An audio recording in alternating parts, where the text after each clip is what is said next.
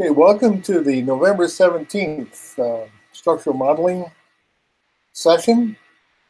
And this is an additional session where we're going to discuss a couple classical papers about systems science and systems engineering and unified program planning. Primary objective is to discuss ways of creating context so human beings can understand what's going on. Human beings derive all of their, or almost all of their, semantic information from context. And so if you have deeply nested types of contextual relationships, then there's a higher probability that people will be able to understand, remember, and really get the semantic meaning of the message. The two papers we're going to review and talk about today.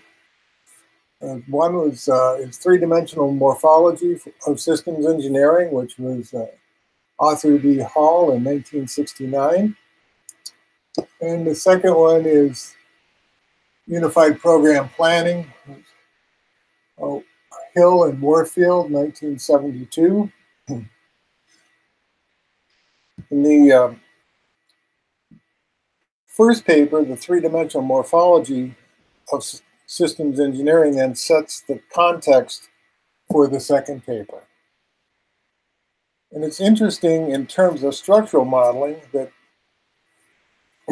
morphology or morphology analysis is the study of structure and form of systems or systems engineering using the technique, the study of structure and form of systems engineering using the technique of morphological analysis is presented. So this is a way that they're looking at the form and structure of a body of knowledge, systems engineering. And quite interesting for a number of reasons. First of all, it talks about the relationship between systems science and systems engineering, and then the relationship between systems engineering and other professions. And so combining the two dimensions of the morphological model, it's a three-dimensional model, if you go through the analysis. It shows that systems engineering right now is independent of any profession, that these types of techniques can be used by lawyers, doctors, engineers, policemen, any teachers, educators, any type of profession can use these.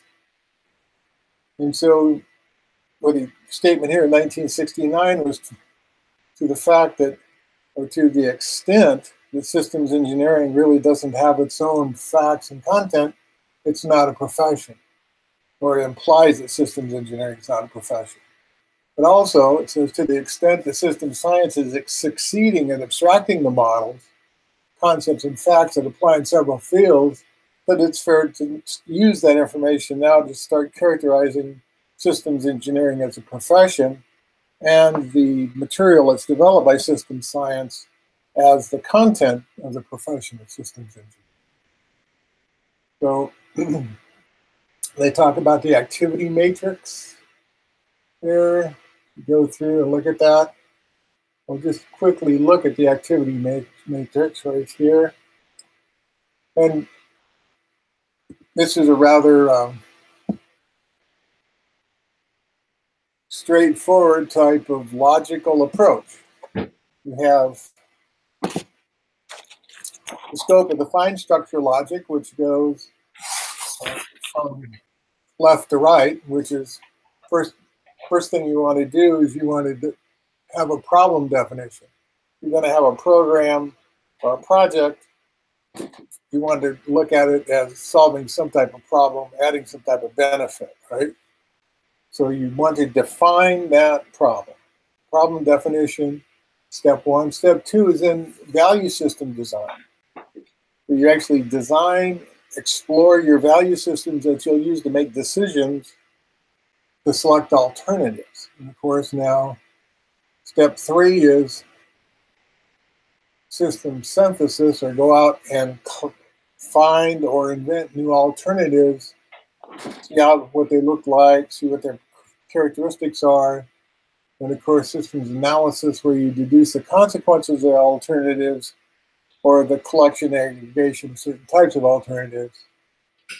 5 is optimize the alternatives for whatever your value system is that you did in step 2. And in decision making is where you go, you apply and evaluate the candidate systems based on your value systems. And then 7 is planning for action or to implement the next phase. So there's kind of a general problem solving approach. That the fine logic structure goes from problem definition to moving over and planning for the next step to engage the next problem. And then there are phases of the core structure, which is time. So as we're going in time, this is where if you have a project planning, you have 3 components: cost, schedule, and technical. And the schedule, of course, is time. And these are the phasing steps that you're going to go through to make the logic of your system real and to implement the physical world, right? So you have program planning, project planning, system development, production, distribution, operations, and retirement. And so this chart from 1969 kind of reminds me of a lot of the general overall things that you would do in interactive management. And so it's interactive management, of course, is much more detailed in certain areas. The value, one of the major values of this chart in my mind, is it helps you understand how you apply the specific types of application structural types from interpretive structural modeling. So problem definition, you have your problematique, how you explore that, find the problem. Value system design, there's a priority structure, there's a number of ways to look at that. And those are specific types of interpretive structural models that focus on specific steps in this logic. Can you explain, Joe, can you explain what those numbers are in the matrix? I really don't know what those numbers are in the matrix. It says, there's an A with an 11, and I've looked around for those, and I see them here in the matrix. Right. I also see them in the cornucopia here, right? Right. But they don't seem to map to each other. These appear to be like time phases, right? So let's say here the first time phase is 1. So let's see if that's a time phase. So right, so this is A block 1, 1, 1, 2, right? So these are just marking the cells. Yeah. That makes sense? That's quite, I suppose that could be a possibility, yes. Okay, yeah, I think that's exactly what it is. It's just the row column numbers, like 7, 7, 4, 4, 1, 1, 7, 1, 1, 7, right? Oh, all right. Yeah, that's all he's doing. Okay. All right. So, and I think those A means activity. It's kind of activity. I think the cells only get marked if there's an instance of the combination that exists, and the other things that are not marked don't exist. That's not relevant. Yeah. I think that's how Zwicky's approach worked. You lay out all the possible combinations and you mark the combinations that exist. Although in looking at the particular matrix in this that Joe just had up, I don't understand why some of them are marked and some are not. Yeah, right. Yeah, I didn't see any logic there because some columns are completely empty and some rows are completely empty. Yeah. So that would, yeah. It's first man said, "Oh, well." I think he's just being sketchy. Well, There you that's go. good to get some confirmation of that and not feel like I'm somehow missing something. Yeah, no, I just think it's row column right now. I wouldn't say. Yeah, it's just. Yeah, but as you can see, then if we look at the row column over here, then you can see that, oh, here's what we would do in the first phase, second, third, right? And then as it goes through those steps, it winnows down, right? But those are the phases. That's my best guess of what that means. Thank you. But it's yeah, and it's an activity matrix, so yeah, I think that's the A stands for activities. But anyway, so it's kind of a, and it's interesting to me that this really hasn't changed that much since 1969. It's almost 50 years now. You go look at any major program planning or systems program acquisition from any major company or governmental agency. Going to have these steps. They'll be more fine-tuned. They'll have specific things for their organization, but these are, in general, right, these appear to be the major problem-solving type of steps, which again, as you look at this, might say, well, okay, what this does then, that this makes this type of chart part of the knowledge and specifics to the profession of systems engineering. Because what it does is it organizes these activities and in a way that is general and applies to more than one profession. So that I thought was interesting in and of itself. So basically, it just is a set of cycles that you go through. You repeat your problem-solving process. You can do it either you can do it sequentially, but most people do it concurrently. So you have a lot of concurrent activities going on. Those particular ways of doing it are important for specific applications area. Like, for example, a software application program would be different in its phasing than, let's say, a program to build a microchip or a piece of hardware, because software you can change much faster and adapt much faster. It doesn't have the overhead and the facilities and all that that's necessary. Or it's hardware. Once you build a facility and you're producing product, it's extremely expensive to change it. And I think most of the time they don't change it. They just build a new one and take that one apart. So those are facts about the area that would change how you would apply these general steps, but these general steps are basically the same. Okay. So what we talked about here now is a different way, where there's material, steel, copper, sand, information, ideas, needs, and theories go in the front end, right? In the time phases, then you select the alternatives, decide what you're going to do for your specific case, and hopefully you pick the best alternative, and then you implement it. And the most interesting thing to me is he marks as an output of this is experience. You've gained a lot of knowledge doing this, right? That you didn't have more knowledge at the end of phase 7 than you did at the beginning of phase 1. And I think that that's a big oversight in many cases, where they don't capture this knowledge or this experience and use it for later programs.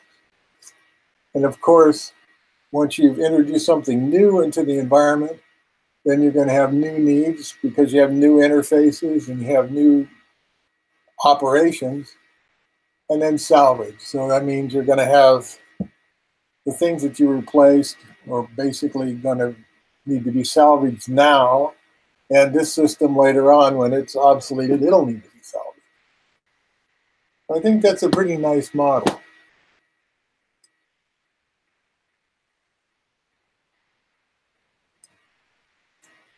So, of course, the idea here is that systems engineering and systems engineers help focus and produce things and fit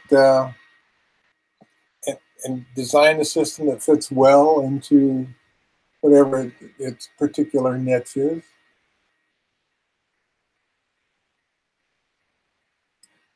And so it should be perfectly clear that the two-dimensional morphology presented is quite different when applied to a problem in electrical communications as when it's applied to a problem in medicine or bridge construction. So that makes it a general type of problem-solving approach, which I think is interesting.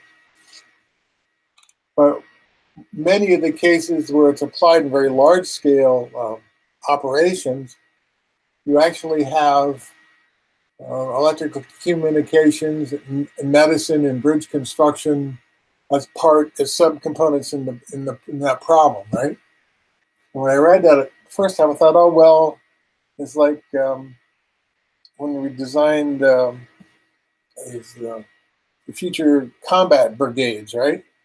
They had electrical communications, they had medical components, and they also had bridge components, had that portable bridges do all that stuff. So when you have something that's, that is very large scale, like a brigade or large governmental operating unit, it might have all these components in it. So that implies that this maybe needs to be recursively, the problem-solving approach needs to be recursively applied in different segments.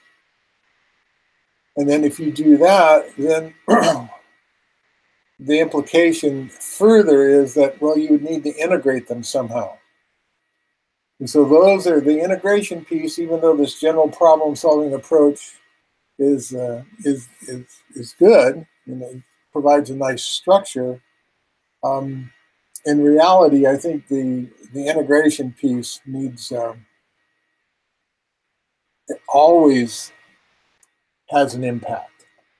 And so that's one thing that's really important. All right.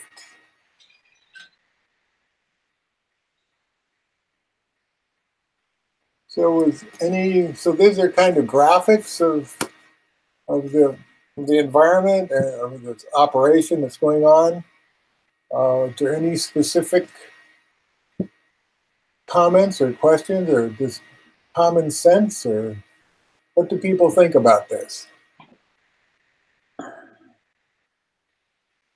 Well, I guess what I've been wondering about is how in practicality, not actually gone through this with these particular diagrammatic representations, how they're actually used in practice, put it that way. Well, how are they used in practice? Well, this is this. Okay, so the spiral is the spiral development model.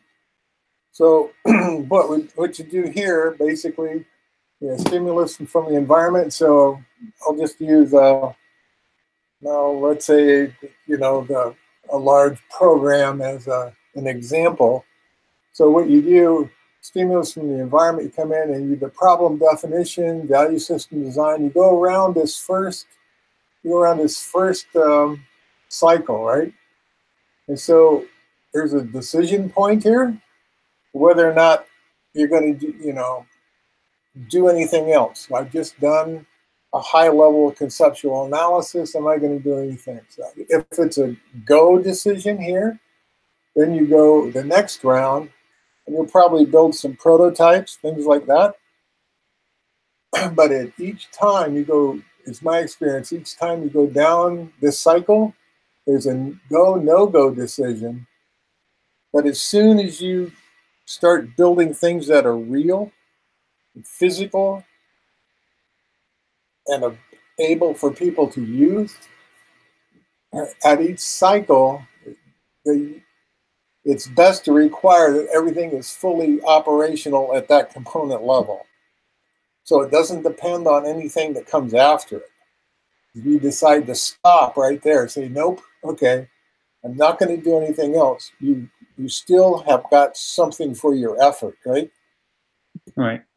Very, very large programs, the problem used to be that you'd start here, you go, and you would have nothing usable until you got to the center, right? Right. So we've learned over the period of time is that's not the way to do it. The way to do it is to make sure you have something usable at each decision point.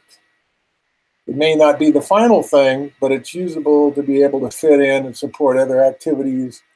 But if you go all the way to the end, then it will support the final product. So this is a fairly common, and it's been highly optimized, called the spiral model. So it's, and of course it has three, we even have 3 dimensions of it now. And they're large, in larger programs, you'll have the spiral model in a cylinder, right? And then you'll have spirals of certain phases. And then those phases have to integrate on the z-axis. This is just x and y, right? And so if your x and y axis, each one of these, you have an operational component. But then you have another requirement that, okay, I have, n number of these spirals going on, and then the z-axis basically has to come together.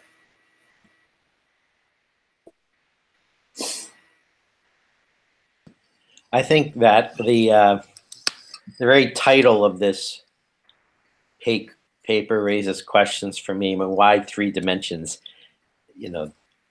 The things that he's outlining other than time are not really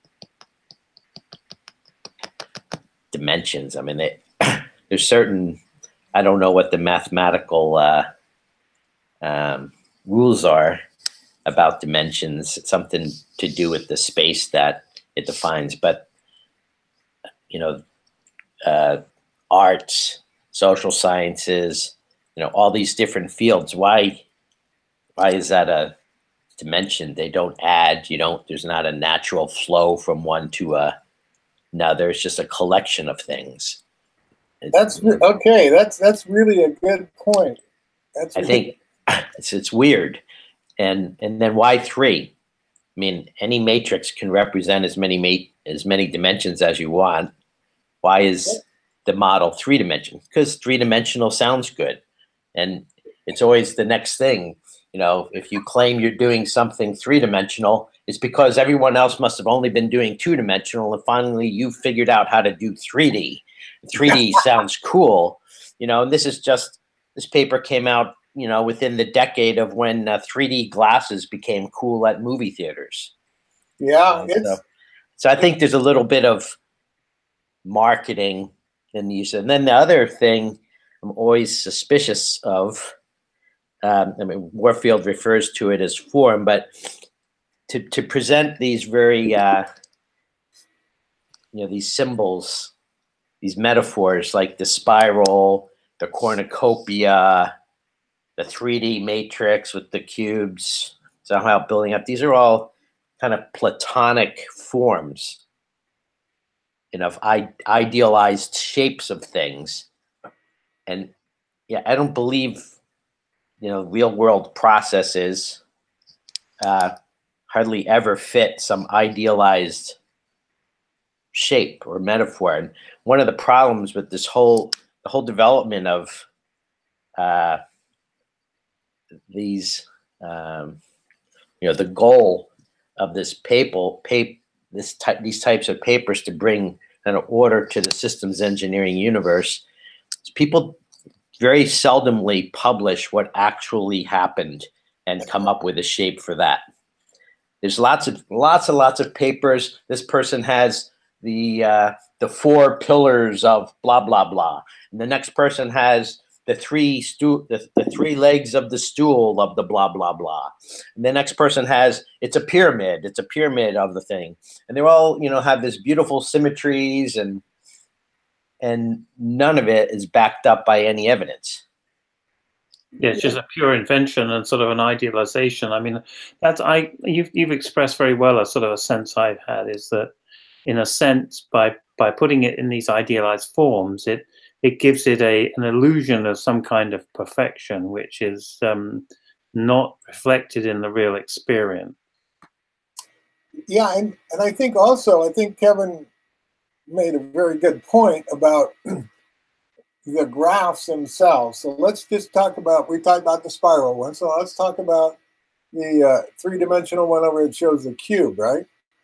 So let's look at the dimensions. So the dimensions on phases and the dimensions on steps, right?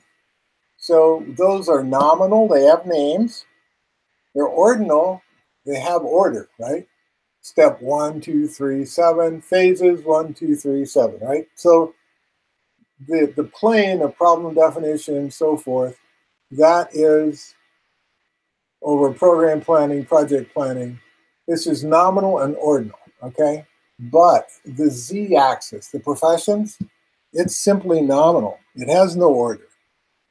And so I'm glad you pointed that out, Kevin, because that is basically the only thing that you can really do mathematically with this is do a nominal type of mathematics, which is like binary, yes or no, right? Just say, because you give it a name, you say true, false.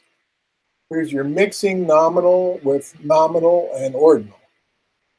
And so you can't do very much with these, and it's just kind of a graphic that people can hopefully understand, and it definitely can be used wrong. And we've seen that a few times within the profession. So I have to agree that if you want to do something that you can model in n dimensions, and that you can actually use more advanced mathematics on, you need to have something different than what we have here because of the type of values that are and the type of numbers that are being used, right?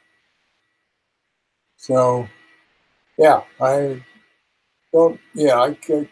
not trying to, but I think 3, is something that people can conceptualize at least. So much more than 3, you have problems. If you took these dimensions and then use them in different ways. Now, it's Christakis and Warfield dimensionality, right? And that's a interesting paper that goes into quads, and it goes into tapestries of weaving these things together. Now, tapestry and weaving it together is different than the spiral. Spiral is linear, right? And so, and the spiral is ordinal, whereas the tapestry itself is a not necessarily ordinal aggregation of ordinal components, little components that inside there are ordinal and nominal, but the tapestry doesn't have to be, right? And so it has a kind of different dimension, different characteristics that you can use. So I think all these ideas are good, and over a period of time of working with them, people begin to understand them, but they definitely have their pitfalls.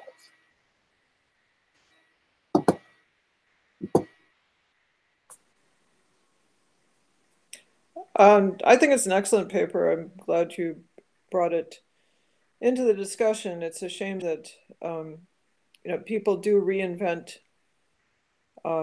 frameworks. Barry Baim. So you referred to this as a spiral model. Interesting. Just looking at Barry Baim's paper, and that does not refer to this. Mm-hmm. even though it was 20 years later. Right. So, and the V model, probably, we'll have to go look, but the V model probably does not refer to this either, even though it can be seen as an abstraction. I think the 3 dimensions, as you're saying, Joe, the professions dimension is the one that is maybe most questionable or difficult to handle. The other 2, where you have phases in time and steps that are not necessarily in a temporal sequence, those are, I think those are well established. And a lot of the specious debate about the waterfall model, which was never used anywhere and never intended to be used anywhere, has to do with that confusion between sequence in time and sequence in logic that is not necessarily in time, or dependencies in logic that Hall brings out here. Yeah, it's very interesting. I wonder if the fellows, when the fellows did their analysis of different problem framing structures with the similar, Yeah. that I wonder if they referred to this, because the fact that this is not a simple sequence or even a simple V is good. It's but it's at the limit of people's interest and processing ability. I think 15288 is another standard that should have referred to this, and I wonder. So I'm going to go look and see if 15288 refers to it and if similar refers to it. EIA 632 and 733 also. Yeah, so it's basically I think all the points are well stated. I think a key thing to take away in my mind is that you have to be cognizant of the types of numerical values on the axes. So we have one axis that's definitely only nominal, just give names. We have 2 axes that are nominal and ordinal, but they're not interval and they're not ratio. Okay, so you can't do, you really can't do a lot of mathematics on these at all. You can do some very, very limited mathematics.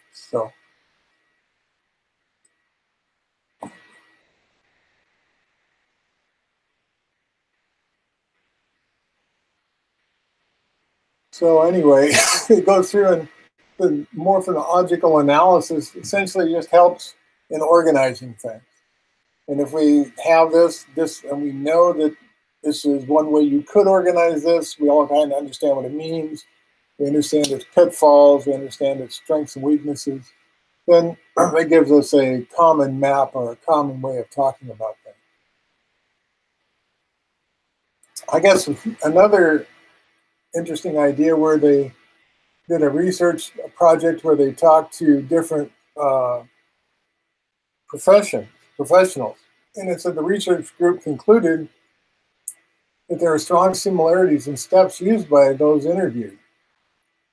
Well, there's not enough evidence to support a conclusion that the design approaches of various professions could be translated into one design model. Such an assumption seemed justified as a working hypothesis.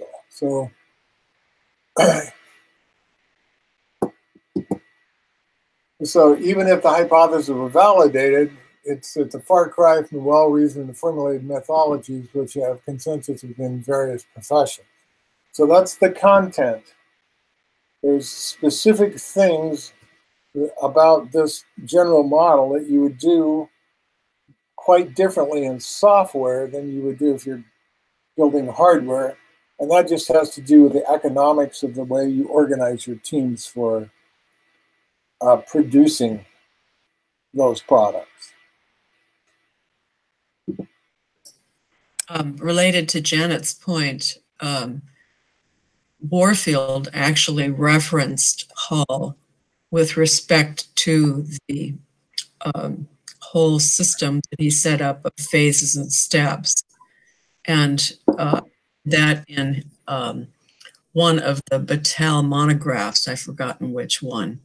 So at least we see some kind of reference coming forward there. That's nice. Yeah. Great.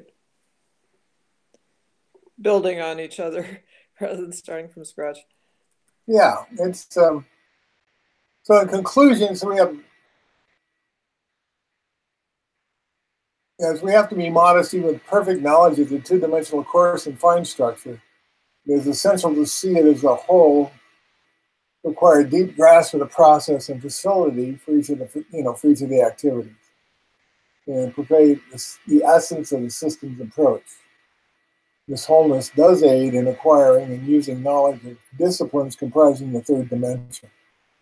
So it's presented as an aid for acquiring and using knowledge of the discipline. So it's integrating knowledge. It's kind of a knowledge integrator. And when I was thinking about this, I was thinking, well, okay,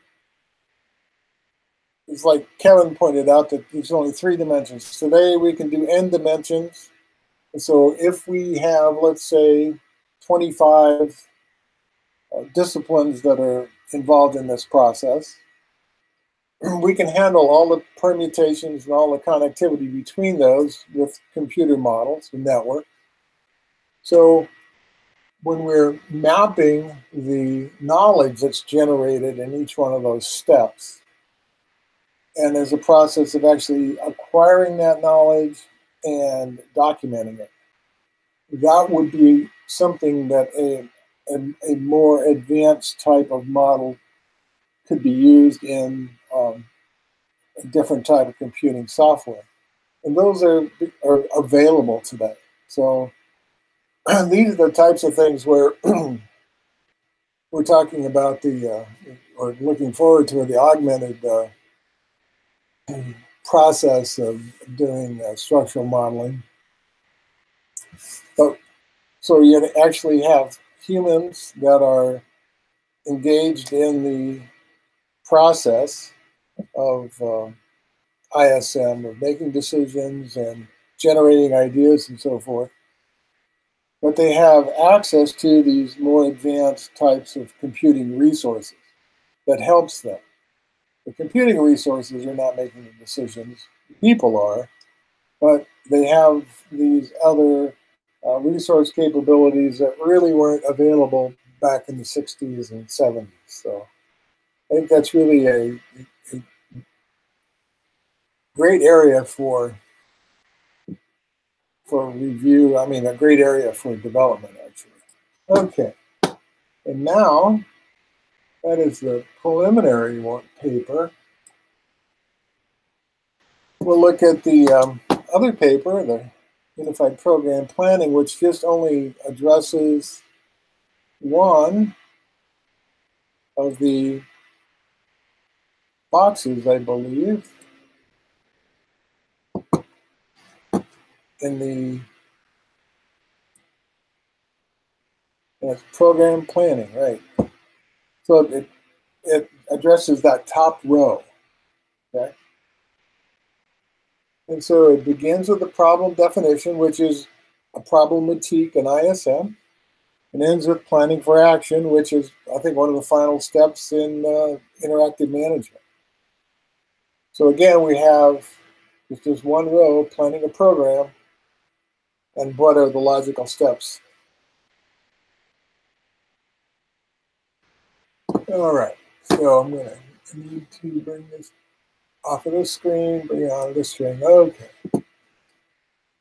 So the development of theory of systems engineering. You know, I was wondering how, really, I'm not quite sure how far that's gone these days. I think we have many applications that are, and many standards that are enforced, but and their form is generally the same. Content is seems to be a little different depending upon where exactly at what level you're at in the program. If you have a huge, large-scale program like building an aircraft carrier, you're going to have a little bit different form, a little bit different content if you're just responsible for building all the software for that aircraft carrier. So there's some of that's a little bit different, but generally it's the same. Right. I think a few years ago, there was a push when Paul Colopy was the program director for the systems design and engineering section at NSF. He and some other people were pushing for research in the theory of systems engineering, which is not coherent at this point. And there was some NSF workshops on it and presentations at IWs and things like that.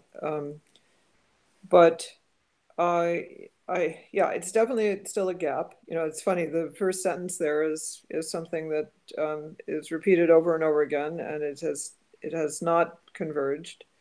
As Hall said in that other paper, wouldn't it be wonderful if we could come up with an agreement on a general methodology and then see the methodologies of the different professions as being cases?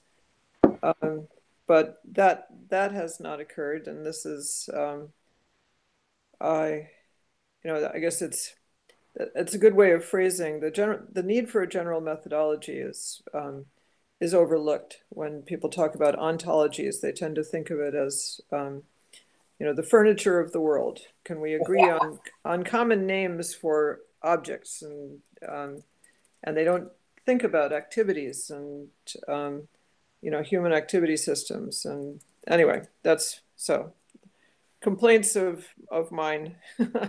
But yes, you're right. It's still a gap. And also, this is why part 2 of the CBOC has been so difficult to advance, is because there is no theory at this point. Yeah, it's very interesting. It's been my experience of looking at a number of different organizations and level of system development that when you're, let's say, close to a specific technology, let's say I'm going to we're going to systems engineering, and we're going to apply this to the development of this electric car, or we're going to apply this to the development of a new battery, or we're going to apply it to the development, let's say, of a new tire, right? Something like that. So those are different levels, and I think the higher, the more abstract you go, the more difficult it is, because you don't have the physical laws of materials and of the domain constraining what you can do and what needs to be done, or the value system of economics, right? You're in business, then your value system is to make money, right? So that if you can scope a problem of a problem type that where the context of the problem itself limits the problem scope, and then the application of the solution of that problem, how it's valued, if it's valued in the marketplace or in politics or in culture, then if it's valued in the marketplace, we have a very clear understanding of that.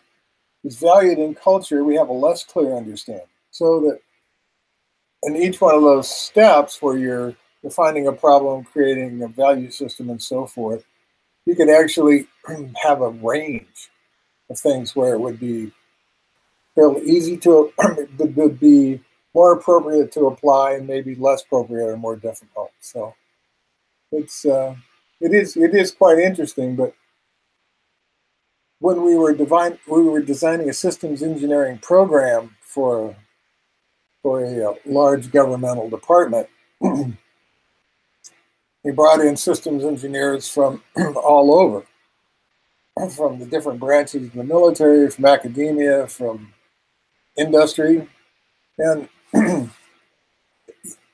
would of course, we had to have our interface control, right? We had to have interface control between the units, whatever you were going to be talking about. You had to have some type of interface control and interface type of coordination. And the person that was assigned the responsibility for that, for the interface control, was out of the Navy, and he just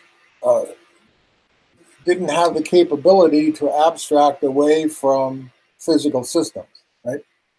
And that became a tremendous problem, so much so that he finally wound up just moving on to other things that he was more comfortable with. And so I watched that exchange, and it brought in, maybe 50 people or something like that.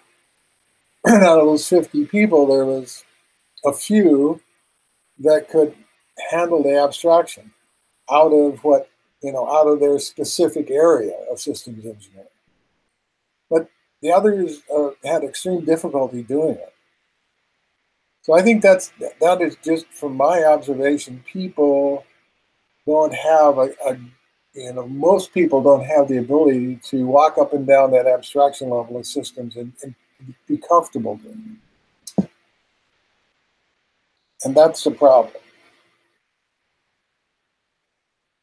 So as we look at adding some specific things or specific ideas and concepts to help provide a general context that would apply anywhere, I think the idea of breaking it down into logic, which is essentially the steps of logic would be nominal and ordinal, but would not be necessarily interval or ratio. And then with the phases of whatever you're going to be building, the materials, if it's like a car, it's going to be certain types of, that's going to impact those phases, and software is going to be something else. So, but it's a good form. It's something to think about. A good place to start talking. So this particular, what Hill and Warfield pointed out here was the fact that Hall did the structure, but he didn't really do the content. And so this program planning activity, talk a little bit about the program planning activity, how it would work, and what specific things need to have in each one of these steps. So here again is the Hall matrix. But the introduction of these self-interaction matrices, the self-interaction matrices and the activity matrices, I think, are very interesting and have a lot of potential that I think has been maybe overlooked on and off for a long time. And I think one of the great potentials here is that a moderate size program planning like this can actually be done by hand. And you can, any one component of this moderate size system, it can be broken down. It has very specific components, and then you can interact with it. Individuals can interact for integration. But you can also use binary matrix operations to evaluate the logic of these matrices. So it can all be done by hand, or you can also use some mathematics. And the mathematics would help you discover areas that you need to explore on larger systems. So that's one of the things I think is extremely important. And let's see. So this particular matrix, of course, a cross-interaction matrix of needs and constraints. Yes, okay, let's look, So here we just look at the more interactions of importance and problem definition for program planning. So we have alterables, needs. So we have alterables and constraints matrix here. We have needs, and we have the needs interaction matrix here. And then the needs goes to social sectors. We have needs and social sectors, and we have needs and alterables, and we have needs and constraints. So that the needs in the social sectors and the needs on the constraints and alterables become a self-interaction matrix. And then the alterables for the constraints and the alterables for the needs then become a interaction matrix. So that this is a fairly straightforward way of organizing high-level information about your program. So the needs and the alterables would be completely different for if you're developing a car, or if you're developing an airplane, or if you're developing software. These things are, so this is where, or if you're designing a sustainable power system for a country, something like that. So even though this is generally a form of general problem solving and a bookkeeping to keep track of it, then you can definitely use this by putting the information in the matrices and manipulating the matrices. It will tell you things.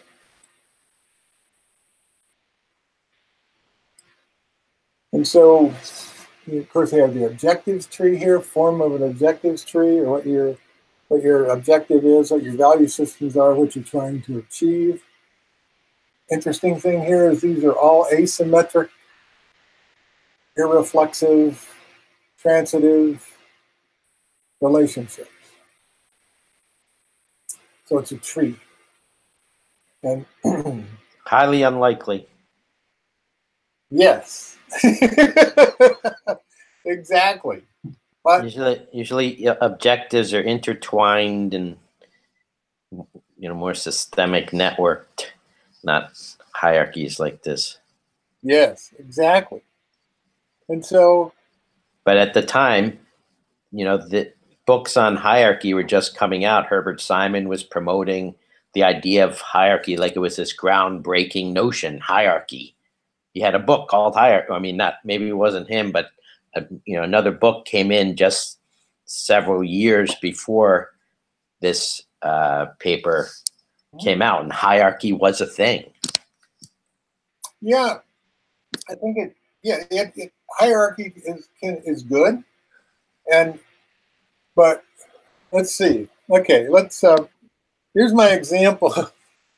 So we were at I was at a conference talking to some folks, and about modeling and being able to address certain very complex systems, disaster response, unexpected event recovery, all those things.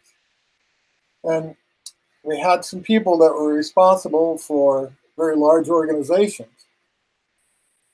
And the people that were responsible for the very large organizations came in and said, oh, we've had this great breakthrough in networking, in our network analysis, right? And our networking capability with other agencies. And they showed all these interfaces and presented everything as a network. And then the other people came up and with fairly strong critiques and says, well, no, it's not true, because look, you have this tremendously hierarchical organization. And you have, here it is, boom, boom, boom, boom. It's not a network at all. It's this basically hierarchical organization, right? And what I wound up having some interactions with these folks, and I just tried to point out that basically it depends upon your point of view. If you're the director of a very large hierarchical organization, you're not going to know all the details inside, but you're interested and you're concerned about your interfaces to network to other very large organizations, right? But if you're inside that very large organization, then you might have, most probably do, have a hierarchical view of authority, command and control, things like that. So when these are mixed, when we start seeing places where things are mixed, we find one thing to think about is whose point of view, right? How, because I think almost any system can be viewed in a combination of both for sure, but maybe in one way or in the other with some modifications. So, but that goes back to our logic diagrams we've done that show how to deal with some of that. But I really do think that that is part of the, of your point of view of how you view your system as just one big monolithic whole with interfaces, or do you view your system as a whole bunch of interacting little parts that are hierarchically organized? Hope that made some sense.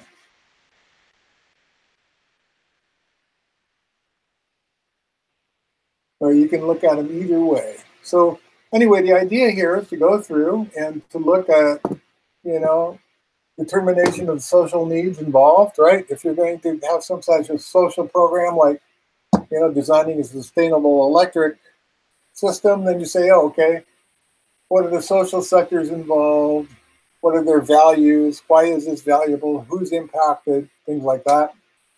Identification of need, like why do you need a sustainable type of electrical production system? Identification of alterables, meaning how you're going to build it.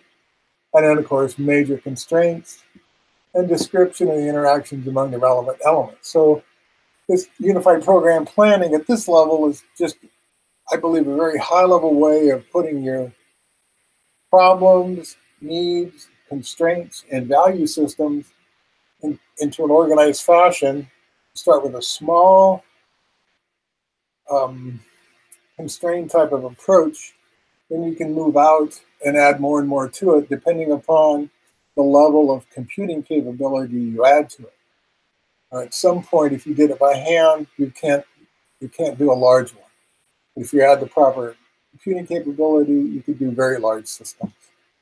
We're getting about 3 minutes left, and it's very interesting to go through this. It was good for me to go back and review it, the objective trees, and then it's a little bit more expanded here, but these interaction matrices and self-interaction matrices and cross-interaction matrices, again, are good tools. You understand how to use them and how the linkages could be put together. Yeah, I would enjoy, perhaps not necessarily broadcasting it, but going through this with a particular shared problem situation and actually drawing it out on a piece of paper or on a whiteboard and just having the experience of going through it, having not done it. Okay. Yeah, it is interesting. I would be more than happy to participate in that. I'm not exactly sure how that would, how people would like to do that. We do have December, 1st open.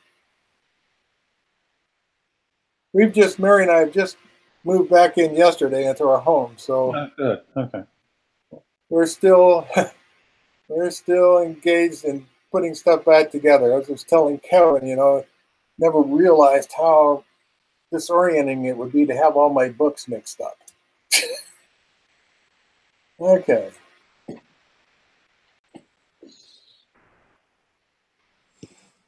I think one of the nice things about this paper is I think it includes kind of an actual example, and it reminds me. There's an IEEE book on systems engineering, a paperback that has 11 by 17 pullouts with some of the unified program planning Oh, that's good to know. examples.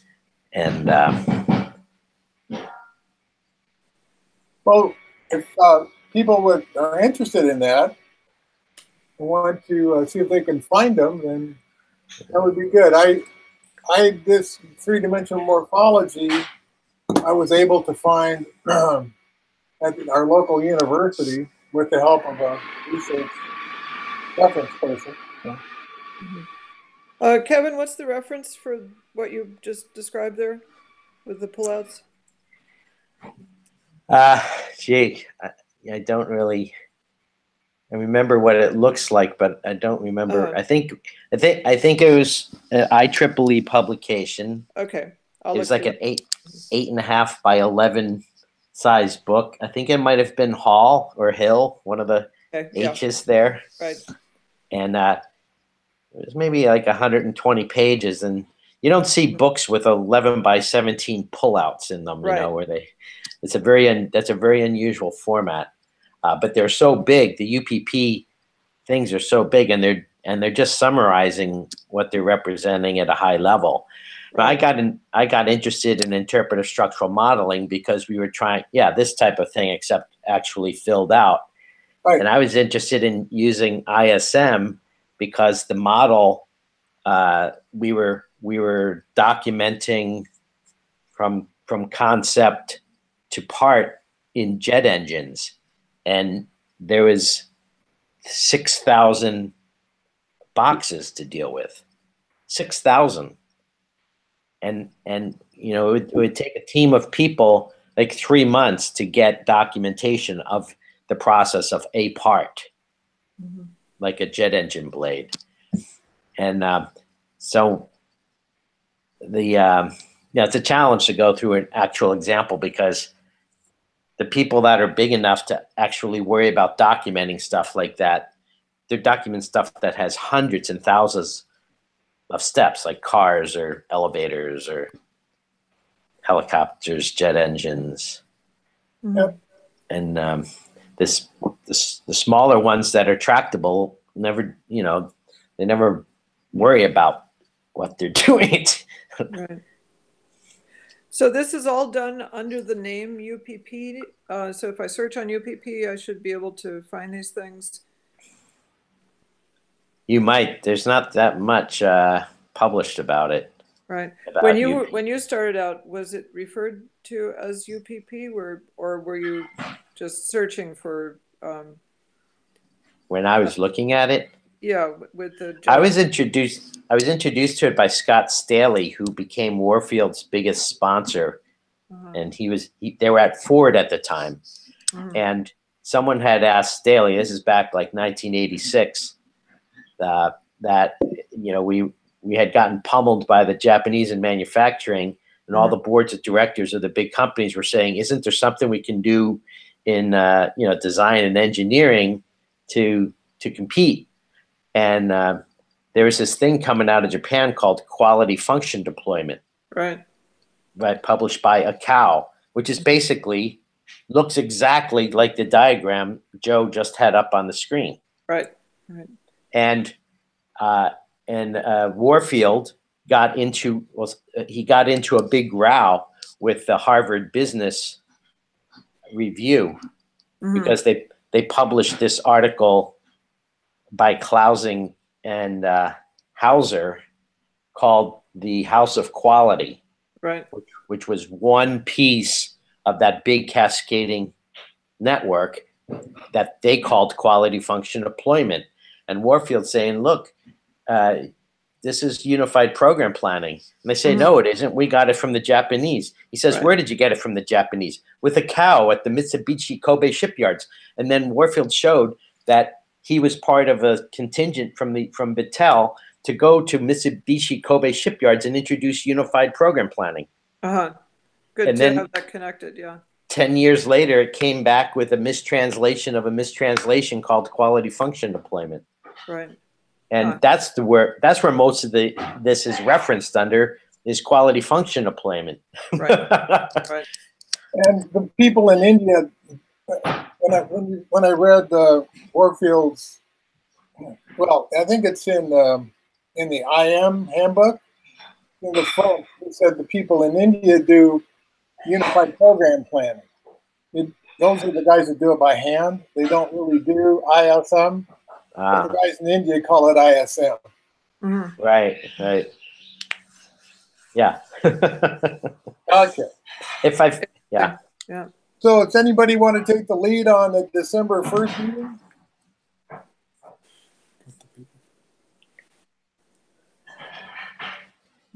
Yeah, we definitely can. Okay. Kevin, Peter? I apologize for being out of touch for a few sessions, but several sessions ago, we were heading towards, I thought there was a direction that you're heading towards that we might revisit. Excellent. So maybe I can re-engage that for the next meeting. Let me get the date of that. December 1st. December 1st, okay. Yeah. All right then. Well, we'll plan on that and give us a little bit of a heads up, and I'll get it distributed out, and we'll plan on getting together then on December 1st. Thanks for Excellent. joining. Great. Have a great Thanksgiving, everyone. Yeah, you too. Hopefully all cozy and organized back in your house. Well, we're back in our house and very happy to be here, but not quite organized yet. So that will take a little more time. All right. See ya. Okay, bye-bye. Bye-bye.